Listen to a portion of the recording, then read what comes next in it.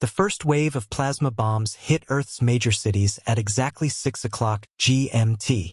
Commander Elena Vasquez watched the feeds from Luna Base.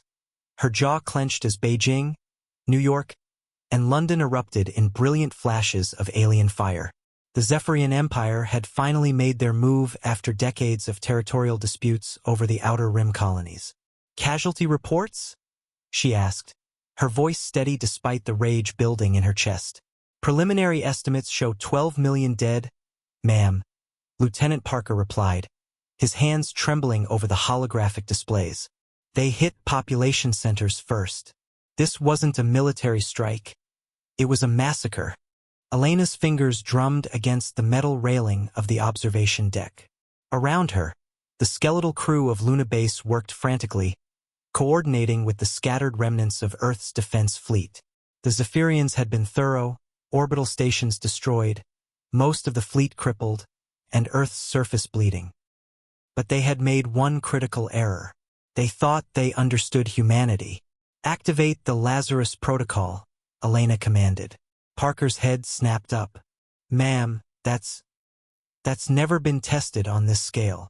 The Zephyrians want to see what happens when you corner the human race?" Elena's smile was sharp as a blade. "Let's show them." Deep beneath Earth's scarred surface, automated systems that had been dormant for 30 years began to hum to life. The Lazarus Protocol had been humanity's darkest secret, a network of self-replicating nanobots designed not for defense, but for absolute, terrifying retaliation. As the alien fleet celebrated their easy victory in Earth's orbit, something extraordinary began to happen in the debris fields where human ships had been destroyed. Metal fragments started moving, crawling toward each other like living things. The nanobots released from the dying vessels were following their programming. Rebuild, adapt, and multiply. Admiral Zethkar of the Zephyrian Third Fleet was reviewing casualty reports when his tactical officer announced something impossible. "Sir, we're detecting massive energy signatures from the debris fields." "Impossible. We destroyed their entire defensive grid." But on the main screen, ghostly shapes were emerging from the wreckage. Ships that shouldn't exist, built from the corpses of the human fleet but somehow different. Wrong. The hull configurations defied physics, bristling with weapons that seemed to fold space around themselves. "My lord," the tactical officer whispered, They're building themselves." Elena watched from Luna Base as humanity's ghost fleet took shape. Each destroyed vessel became the foundation for something larger, more dangerous. The nanobots didn't just rebuild, they improved, incorporating Zephyrian technology from every piece of alien shrapnel they could find. "How many ships?" she asked. 300 and counting, ma'am. The replication rate is exponential." The first human vessel to emerge fully from the debris field was a nightmare of organic curves and crystalline weapons arrays. It had once been the destroyer Valor, but now it was something else entirely. A fusion of human engineering, alien technology, and the relentless hunger of the nanobots.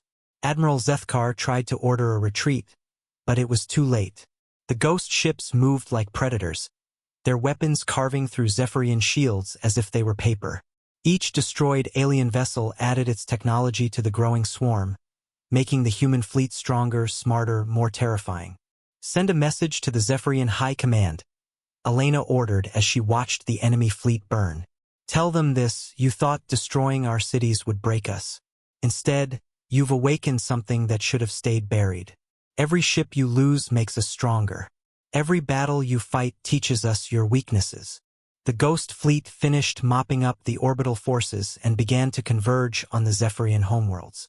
Humanity had been knocked down, but they had gotten back up as something the galaxy had never seen before.